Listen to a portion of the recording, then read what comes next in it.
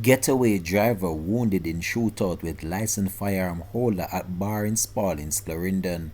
Hi again and welcome. This is Links 007 TV News Report, and we'll be right back with the full details to come. Welcome to Links 007 TV News Report, providing you with the best in local and international news updates.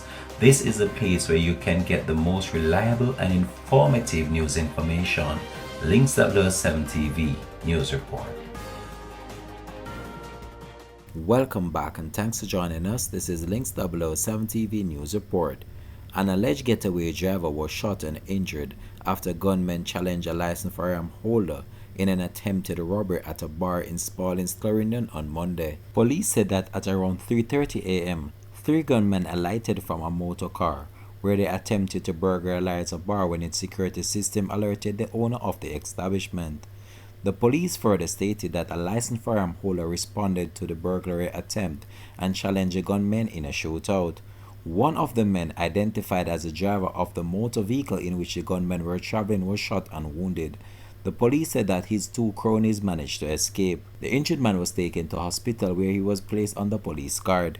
The police has since commenced an investigation. This has been Links 007 TV News Report. Thanks for watching.